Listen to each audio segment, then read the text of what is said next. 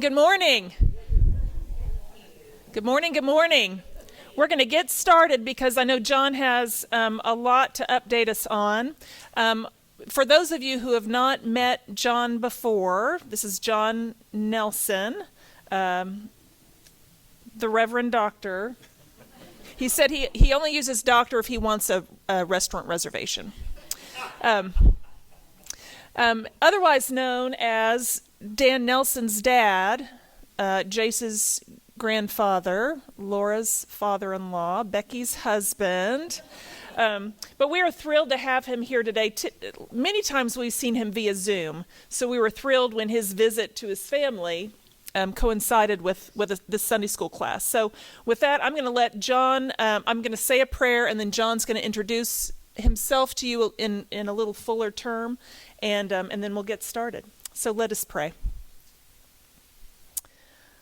Holy and gracious God, on this Sunday in which we celebrate women, we remember mothers and grandmothers and sisters and daughters, all of whom are on the border. We ask, O God, for their safety, for their families' safety, as they face difficult times. We ask, O God, for new ways to minister, new ways to love, new ways to recognize the challenges in those places in which policies have become unfriendly. We pray, O God, for John's work, for the work of Tres Rios, and ask your blessing upon it.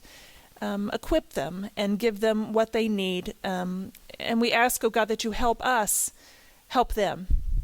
We pray all these things in Christ's name. Amen.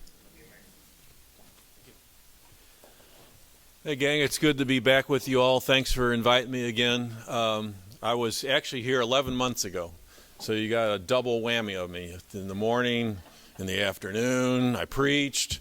So you only have to put up with me for 45 minutes today. So for those of you that don't know me, my name's John. I've been a Presbyterian pastor. I was a Presbyterian pastor in 3 different churches for 42 years.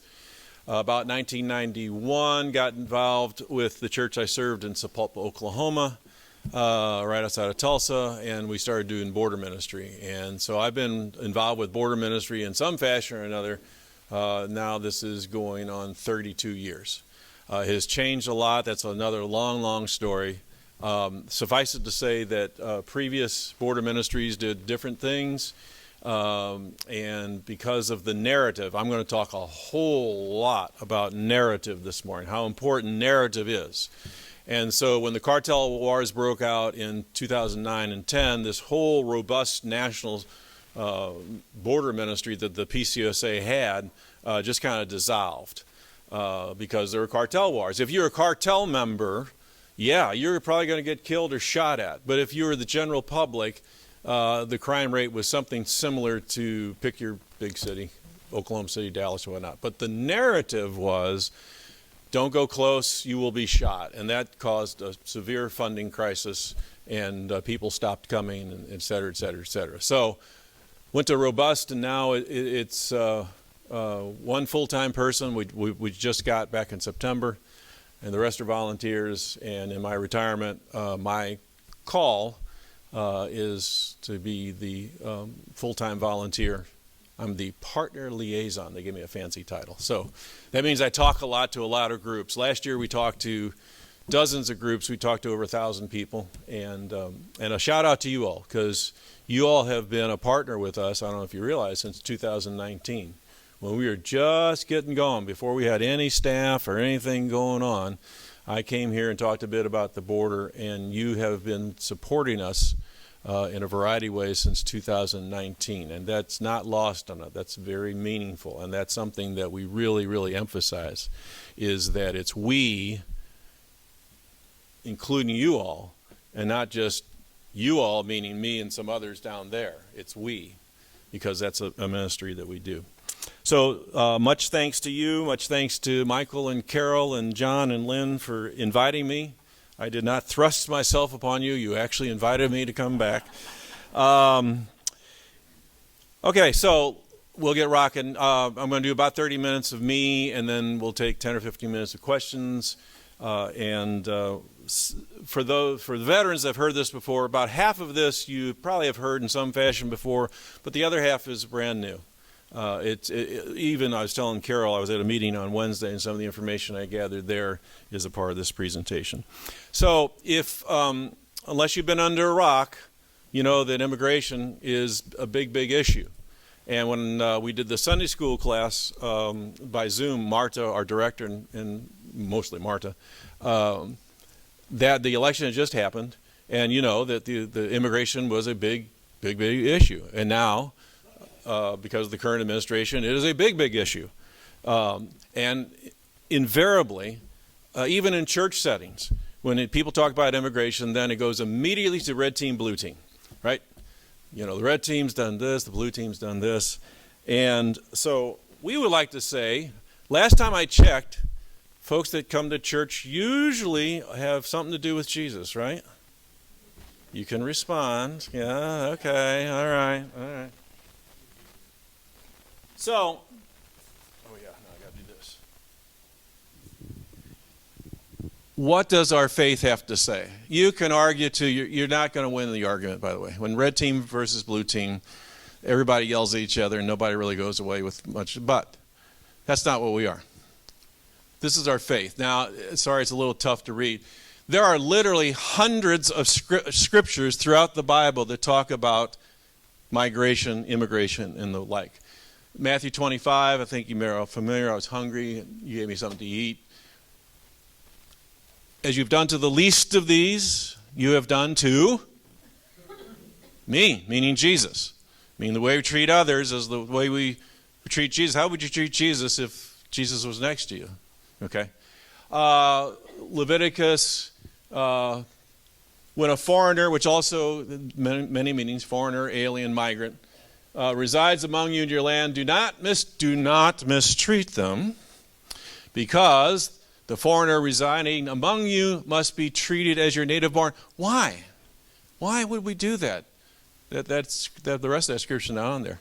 Because you once were. Bingo.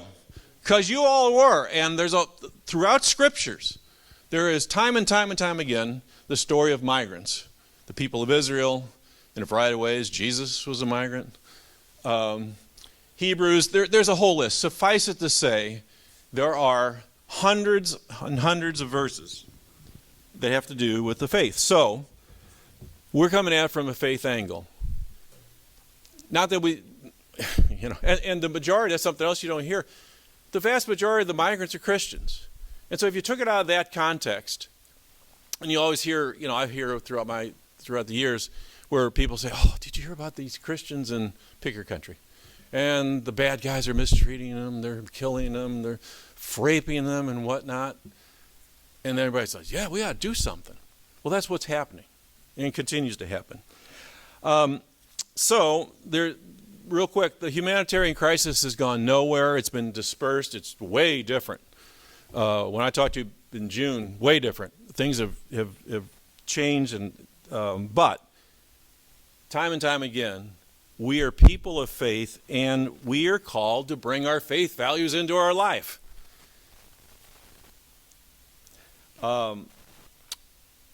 The shelter network changes and whatnot, but it still continues that the vast majority of shelters, you don't hear this, back to the narrative, I guarantee you don't hear this on any news broadcast, no matter who you listen to.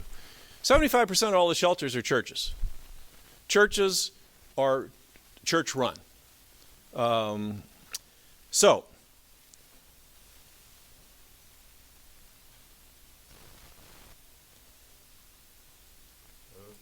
there we go. That's the mission statement. Inspire.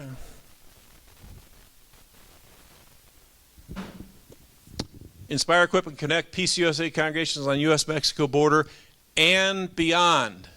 The and beyond is every bit as important, because there is not a community. I dare you to find any community in the United States that does not have a migrant population of some sort. Okay? For a while there, North Dakota, like last year, was like the second most populous migrant state. It's like, What?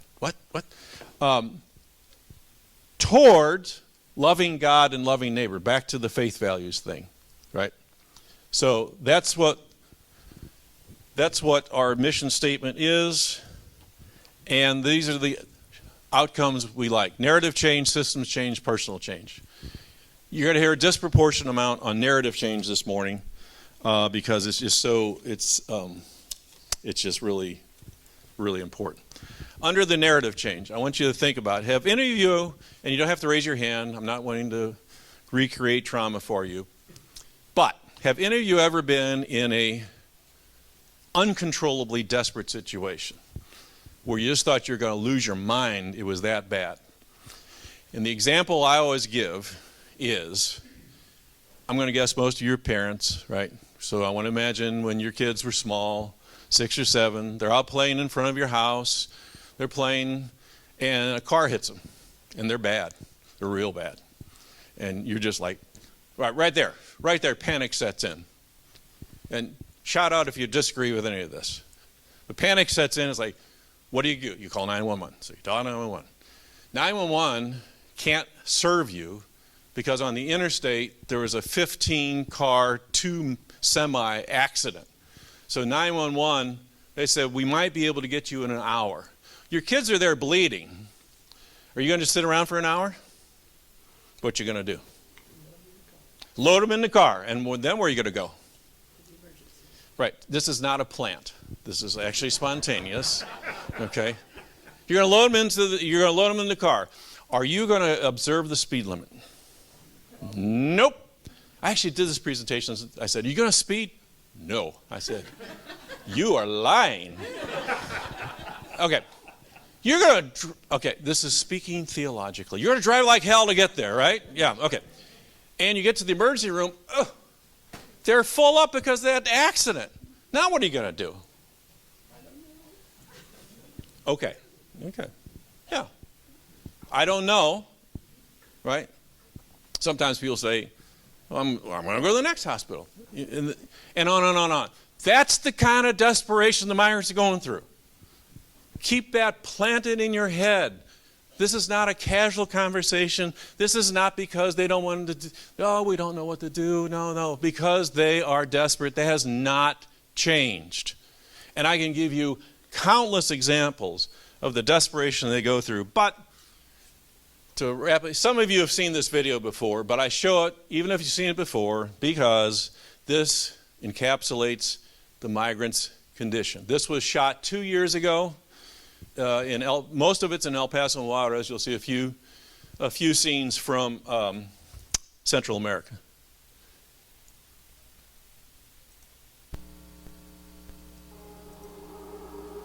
If any of us will put ourselves in those shoes and walk more than 1,000 miles to come to this border, it means that they had strong motivation. If they had fair conditions in their places, they wouldn't migrate. Me personally, I do not understand the roots or the causes of this conflict or this crisis. Whatever the reason is, why they are coming massively, you cannot turn you back. We have to reach out. We have to extend our hands and open our hearts to those people.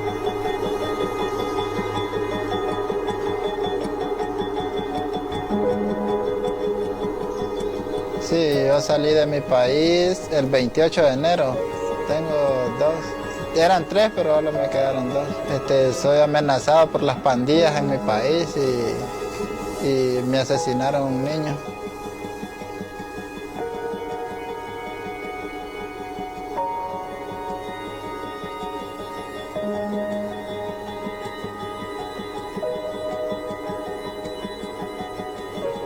Unos pandilleros querían que mi hija entregara droga, la querían usar como mula.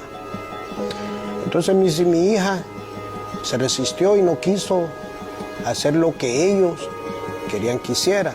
Entonces la amenazaron de que le iban a quitar la vida. Como todo padre queriendo proteger a su hijo, fui y le fui a reclamar a los pandilleros y les dije de que no se metieran con mi hija, que nosotros éramos personas cristianas, personas que no queríamos problemas, lo único que queríamos era vivir en paz. Después, como a eso de las 9:30 de la noche, llegaron y hicieron disparos en mi casa. Entonces nosotros lo quisimos salir por la parte de atrás, por la casa de un vecino, ¿verdad? Saqué todos mis ahorros, dejé botado lo que es mis prestaciones, de todo lo que yo he trabajado, y desde ahí decidimos hacer este viaje. Porque es que no he estado en un solo lugar, he estado un tiempo en uno y me voy para otro porque me andan buscando. Pues. Corría riesgo con mis hijos. Cuando nosotros salimos de Honduras venimos sin un peso. No sabíamos a dónde íbamos a llegar, solo lo único que sabíamos que íbamos para Estados Unidos. Durmiendo en el monte, días sin comer nada. En un monte, ¿verdad? Y vi como unos hombres secuestraron una familia y la llevaron y golpearon al papá de la familia y preguntando por nosotros, pues ¿dónde está la otra familia? Yo porque yo me escondí, ¿verdad? Pude esconderme con mi familia, rogándole a Dios que me ayudara porque yo no sé qué pasó con esa familia. Unos hombres armados se los llevaron. Fui a despedirme la tumba de mi hijo. Me dio pesar. Un asesino que viola y mata a un niño no se merece la vida. Mi hijo solo tenía 8 años apenas. Cuando venía por el camino, el sufrimiento me hacía recordar. Y yo le decía a Dios, Diosito, tú me tienes mi hijo allá y es el único que me da fuerza para seguir. Decía yo, ya no puedo.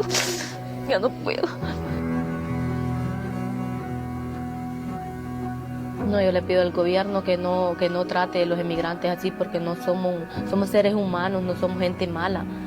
Si así es como hay gente mala, hay gente buena también. I left the country when I was 7 years old, so it was the Civil War. A few months after, my mom decided to come, so she sold the house, she sold everything we owned, and we took a tour bus. In El Salvador, the tour bus left us behind and took everything that we owned. That's when I felt I had to grow up very, very quickly. I went through a lot of physical, mental, and sexual abuse because of people that wanted something back for giving you a piece of bread. We had to sleep in bus stops, shelters, and the streets. To be here in America, it was the opportunity of a lifetime that I felt that I got the opportunity to be something and do something with my life instead of being in those countries with no hope and no education, no nothing. You know, now I look back and I can see that God is tying all of that up for the pastoral ministry that my husband and I have. So we need to have that compassion and that mercy towards them to be able to understand that they're human beings and not put them as a other.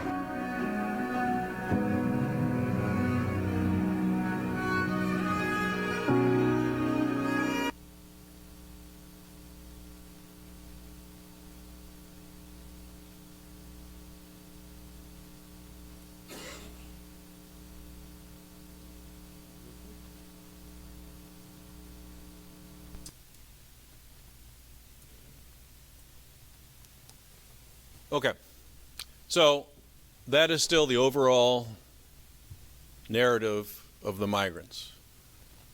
You don't hear a lot about that, but these are our brothers and sisters.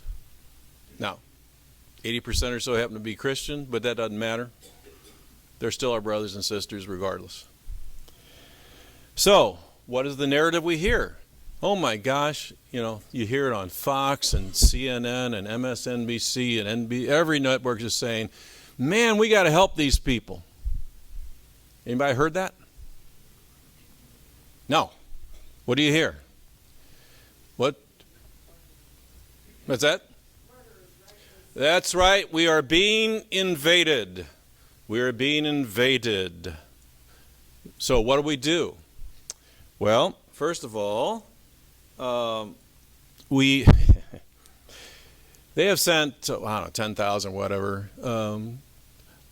Listen to the narrative. Combat-ready soldiers. That's a relatively new one. Combat-ready.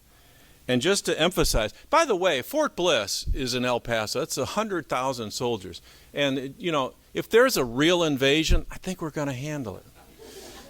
You know, so the folks you just saw are the invasion. And so what do? Optics, a visual narrative. So we start deporting. And how are we deporting them? Now, fortunately, that has stopped. But the first month to month and a half, the administration was putting migrants onto planes in chains, right? We're being invaded by the bad people. The fact of the matter is only a handful of all the people you saw were what you'd be considered to be criminals. The rest were folks like you trying to get to that hospital.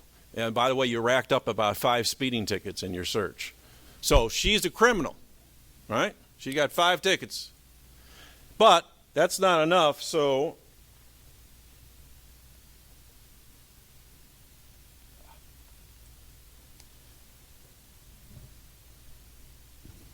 the Secretary of Defense came 2 weeks ago to the border. This is just to the west of El Paso. That's New Mexico. But we are literally, you know, just a couple, 3 miles from New Mexico. So the Secretary of Defense came and declared that depending, I don't have it quite, and all this is just unfolding at a rapid pace, between 15 and 60 feet. So this right here, from here all the way to here or here or here. That used to be the U.S. Boundary Commission responsibility. Now it's now a military base. So if you trespass on this, if you do that speeding ticket and suddenly they designated the road that you thought was in the neighborhood is a military base, now you got problems. It's not just a speeding ticket. You have broken federal law, and now we put you into a different category. So this is a military base. They're planning to do that. Right now it's 117 miles, and now they're going to do it for the whole border, which is going to be problematic for where we're located because we are literally on the border. So that's yet to be determined.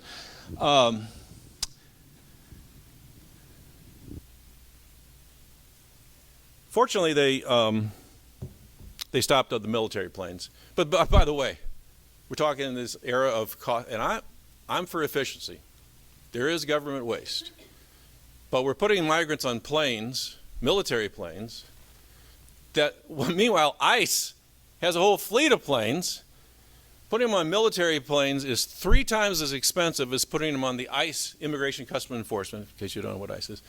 It's putting them on Immigration Customs Enforcement planes, 3 times as much, and ICE's planes is 2 times as much as if we just contracted with American Airlines or Delta or Southwest, whoever, to just run flights to the various places they're being deported.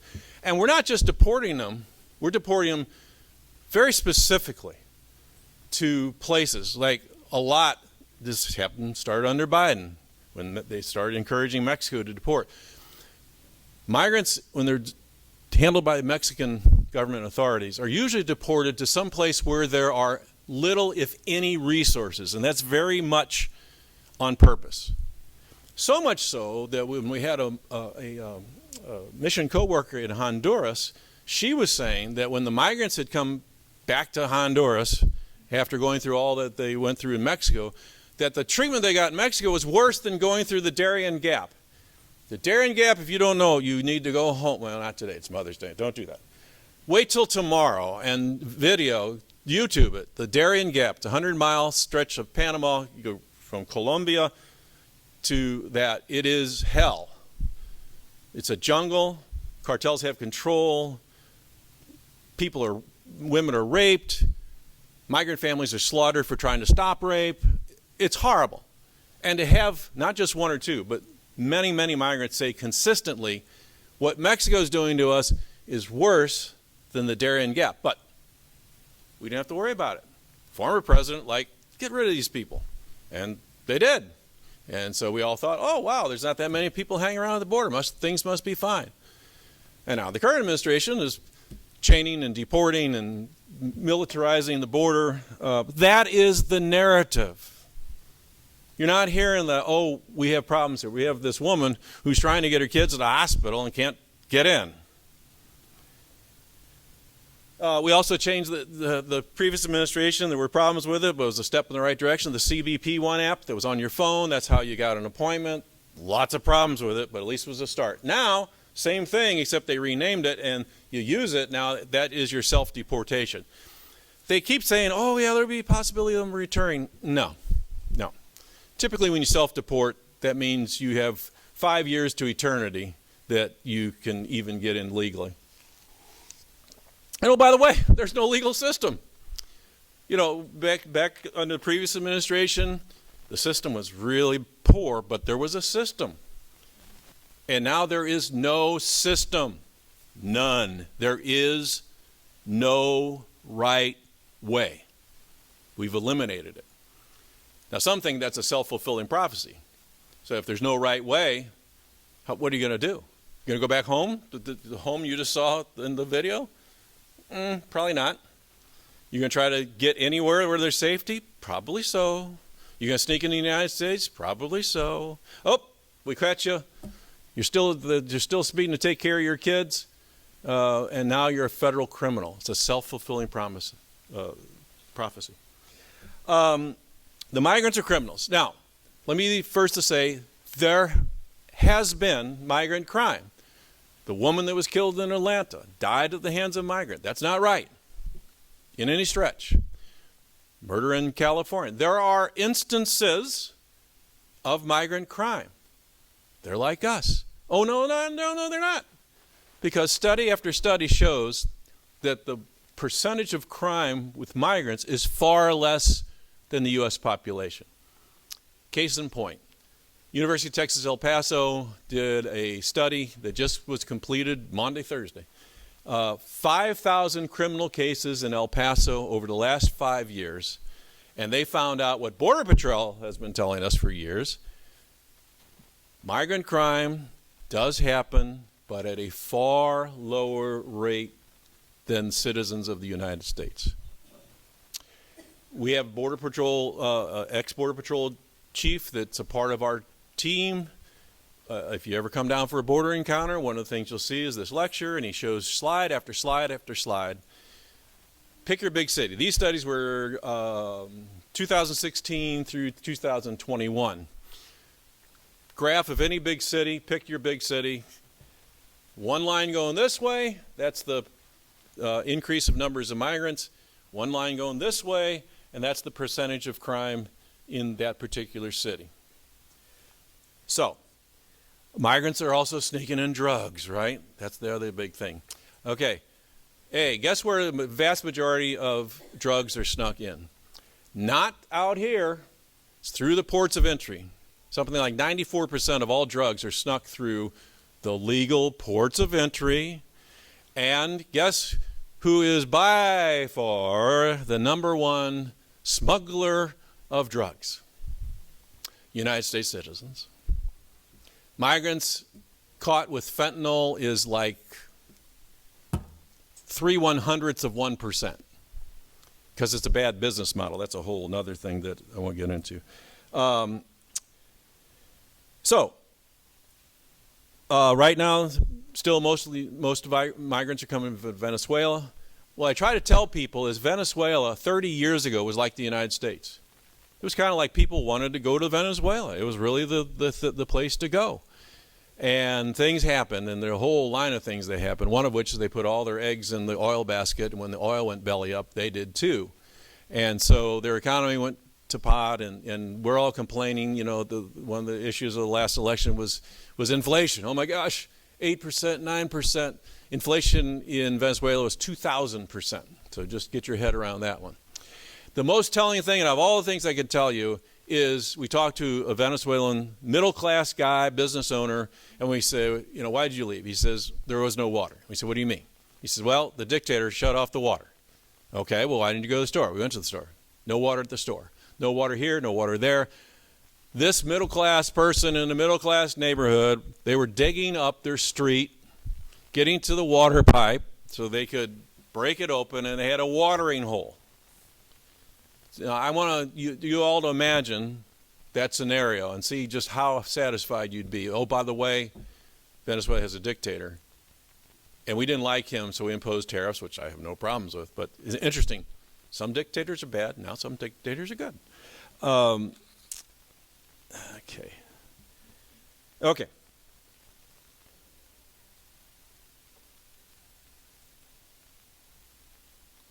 Sometimes it doesn't want to go as fast as John wants to go.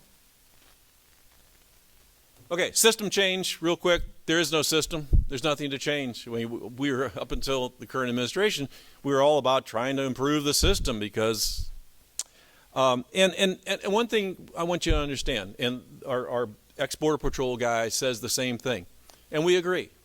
Every country has a right and a responsibility to secure its borders and to know who's coming in and out. We don't disagree with that. What we disagree with is that immigration, which has been a part of our history, and take away the faith values economically, if we don't have the influx of migrants, economy suffers. I gave a presentation last week down at Mo Ranch. It's like this, Q&A. One guy just stood up, didn't look at me, looked at the rest of the crowd. He says, I got a construction company that I own.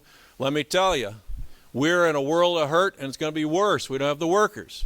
We need the workers. And that's what we, that was not a plant. Just I didn't know who the person was. I even didn't know where they lived. But, and then the thing I like to say is when you talk about system and whatnot, we're not on the red team, and we're not on the blue team. We're on the love God and love your neighbor team. That's the team that we are trying to support and do. Okay.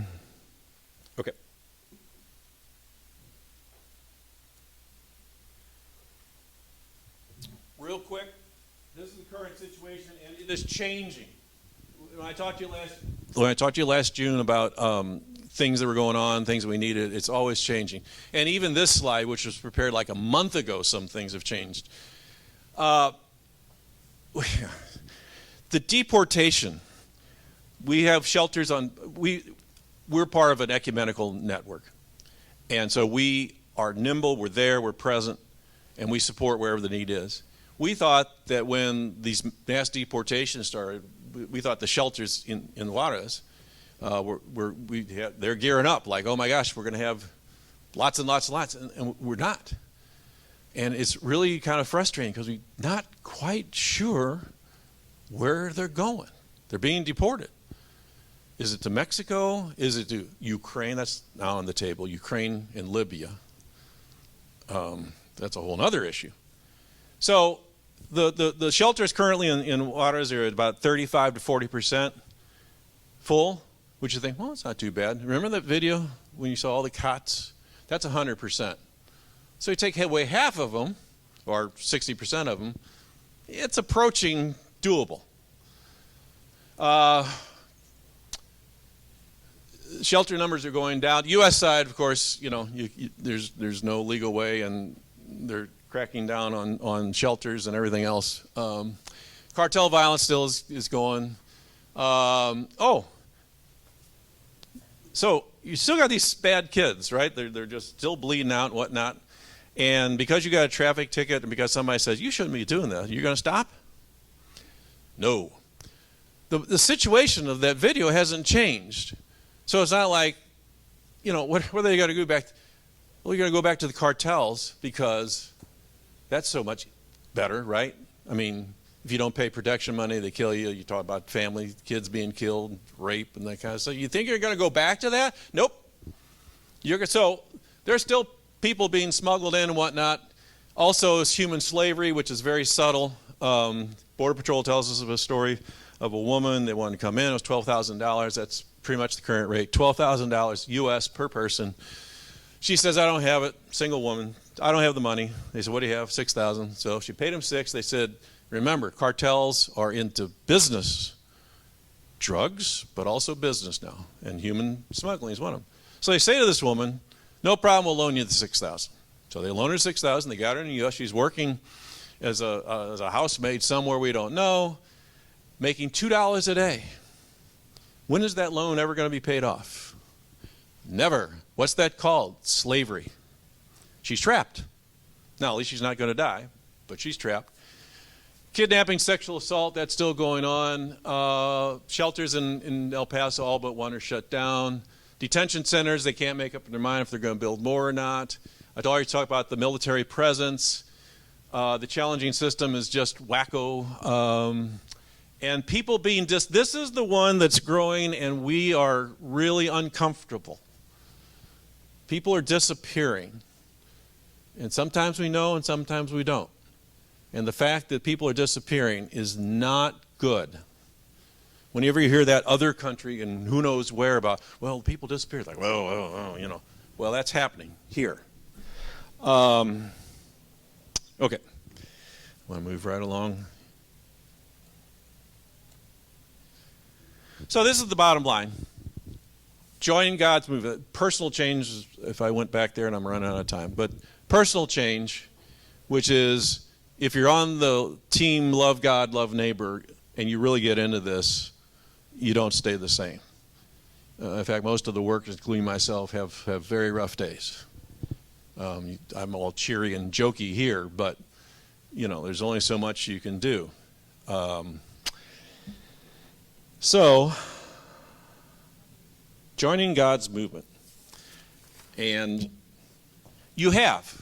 And I want to emphasize this because we so appreciate your support over the years. I give a lot of these presentations, and people, very well-meaning people, nothing against the people, they come up and say, oh, we are so glad at what you are doing on the border. And I say thank you very much. But I really want to emphasize the we, because I may be living in El Paso with my lovely wife, but you are helping to support. And by the way, we always need money. So if anybody ever says, hey, what do you need? Money. We need you to come. For those of you who can come, we do a border encounter, 3-day immersion experience. If you get between 6 and 18 people for the church, or if you can't, we often have 1 or 2 people from a church say, hey, we couldn't get a group. I say, that's okay, we'll hook you up with another church.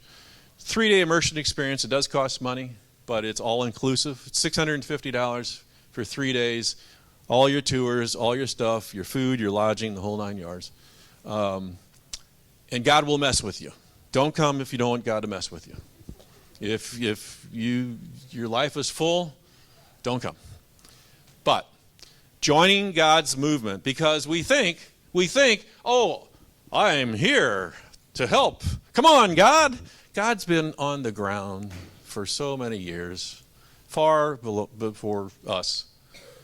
And God just asking us to come along. That's where we're at. I've showed this picture before.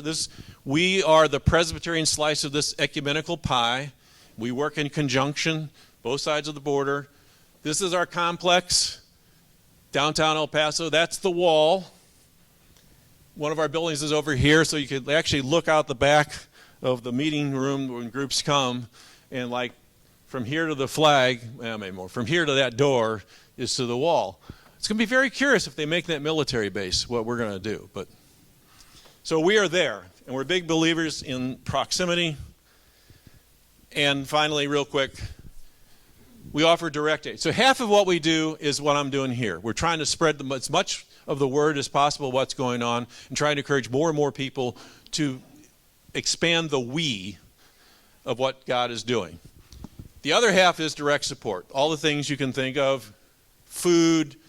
Back when there was a system, we were helping migrants fill out their application document. That's a whole nother thing that people don't think about. Oh, the migrants are here, they've been processed, they have an order for a court. What happens in the meantime? Well, they're given a permit to work. Well, they have to fill out paperwork. Oh, by the way, that costs $500 a person. All that stuff and that's the overall theme I think I want to say too. When the numbers were just over the top bad, we were going broad in our help. And now that the numbers have gone down some, then we could go deeper. Broad is like, let's just make sure these people stay alive. Oh, by the way, what about the families that are stuck now in Never Never Land in between? What are we going to do with the kids? Maybe putting them in school would be a great idea. School costs money in Mexico. So we help with, help people to learn crafts and other things, to help them live. And oh, by the way, we're helping to support psychological help. 80 to 90% of all women on the journey have been raped. Well, that right there ought to tell you, maybe their life isn't just hunky-dory just because they're here. So we go broad when the numbers are crazy. We go deep with when we have the opportunity. U.S. aid was cut off, and so United Nations funding was cut off, and so shelters had no money for utilities, or very little. So we're helping to support that, helping to support the social workers, psychologists, and we're the only group that provides pastoral care to the pastors, to the leaders of the shelters. And there's much more, and I'm out of time. We need to ask questions. So, questions, comments, anything? Yes, ma'am. Susie, let me get to you with a Okay. microphone. We have the roving mic. This is a question out of ignorance, but when you say there is no system right now, we know that there were laws, Yes. congressional laws, whatever they were, to cover immigration. So what happened? I mean, I know they weren't being enforced. I know they weren't being It's executive used. order. It was shut down. Just the whole... Yeah, there's no legal way from any country, refugees, migrants, the whole 9 yards. There's no way to come in right now. None. Thank you. By the way, there is a law in U.S. books that say any unaccompanied minor, for any reason, from anywhere, shall have legal help. And so we have somebody we actually know was on the Catholic Charities. It's part Catholic Charities, part government funded, to have legal aid. 18 on staff for legal aid for children. That was slashed, and so a lot of people are helping to support that too. But the woman that we know whose job was eliminated, restored, and eliminated. She said at the time my client was 7 years old. Now, they're not like going to go off somewhere. They're just going to put them in a shelter forever. So if you go from 18 to 4, guess what the workload is? Crazy. Impossible. Okay. Other questions, comments? Yes, sir. When you say people are disappearing, that's troublesome. Would you elaborate on that and what do you think is really happening and where people are disappearing? Let's just use Mexico. We have a pretty good handle on Mexico. Like I said, on the previous administration, basically Biden wanted to win the election, so he says, let's get, migrants is a problem. Let's shove them in 150 miles or so, and make everybody get off the trains and everything else 150 miles. Now, people still continue to walk. They walk down 150 miles, but like overnight, and he said to the Mexican government, hey, do something with these people.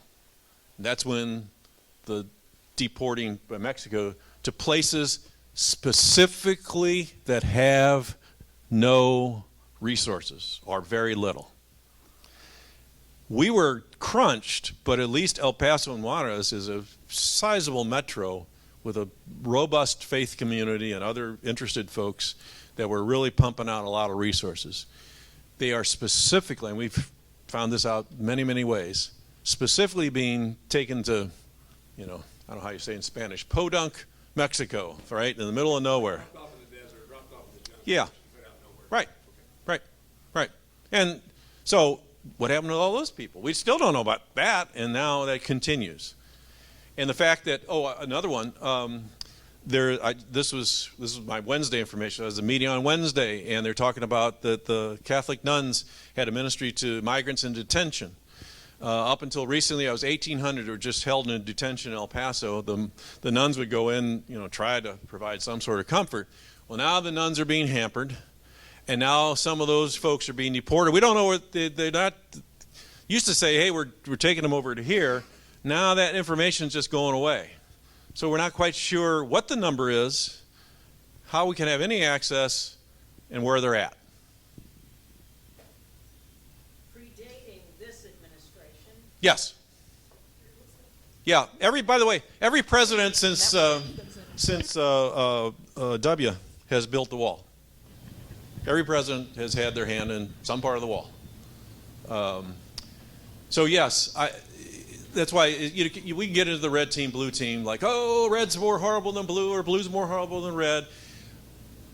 That's why we're stepping back and saying, wait a minute, we are people following Jesus. Jesus is pretty clear about this love God, love neighbor stuff. So maybe let's get to that and influence where we can. I mean, hopefully you go to your representative and say, what's going on here? I just want to be clear on the timeline. Yep. It's the disappearing thing and that has increased. And the military base. Yes, sir. So assuming people don't want to leave their country unless they have to, and I heard a lot about cartels. Yes. Is it getting better or is it getting worse? And if it's getting worse, isn't it a problem that's going to exponentially grow to the point? Yeah, I'm trying to get to the source. Yep. And that's, anyway, talk to that. I know it's a naive question, but I'd love to hear your thoughts. No. It's still bad. Cartels still control.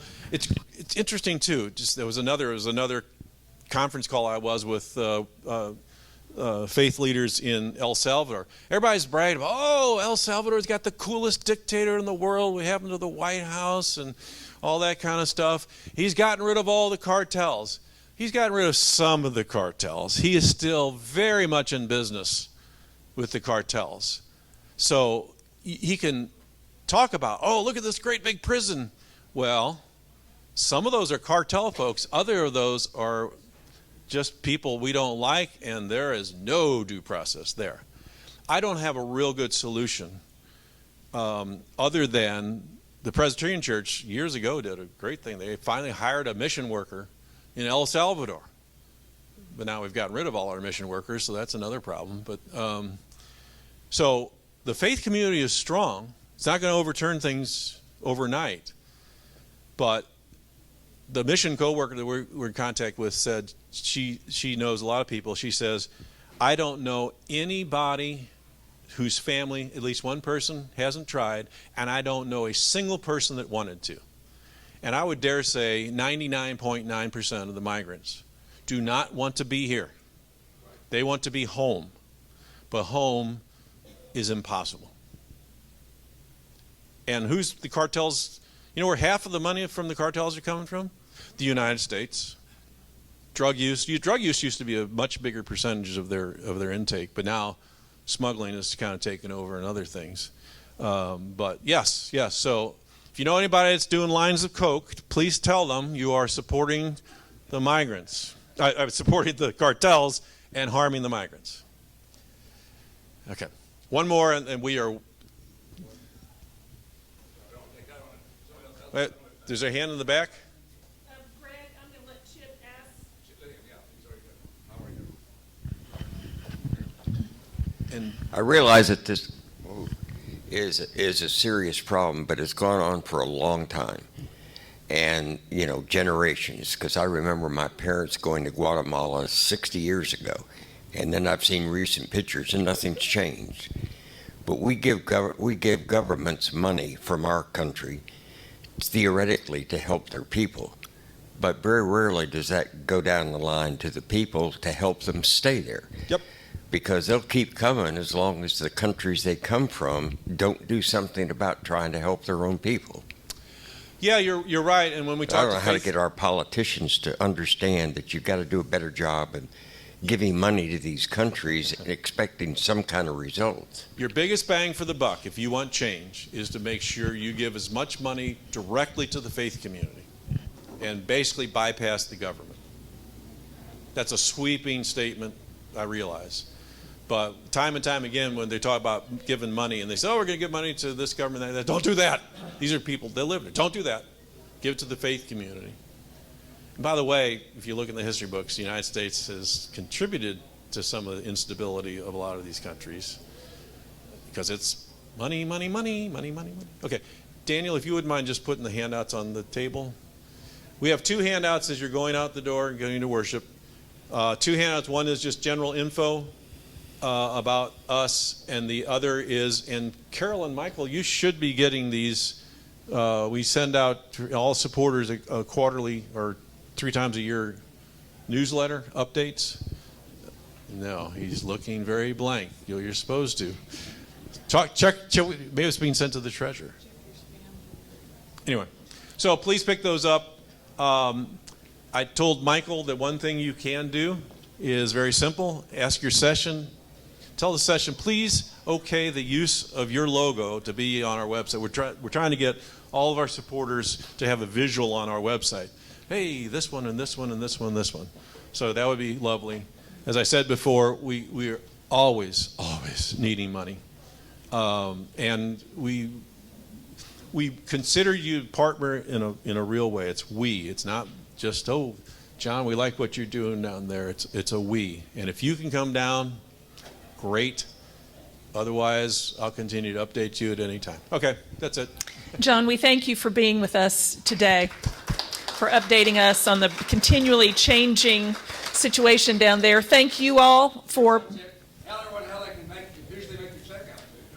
Tres Rios Presbytery Border Ministry. Okay, Tres Rios Presbytery Border Ministry. Right, we're a 501c3 under the Tres Rios Presbytery. What do? Border Ministry. Put them together, bingo. Great. Thank you. Thank you all. I'm looking forward to seeing what fruits spring up from the seeds that were planted today. And again, thank you for your continued interest. Thank you, John.